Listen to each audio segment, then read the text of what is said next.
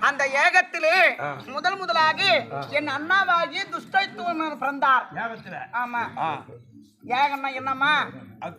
அக்கினி குண்டம் எரிந்து கொண்டிருக்கும் போது அந்த ஏகத்திலே இருந்து என் அண்ணாவாகிய துஷ்டத்துவன் பிறந்தார்.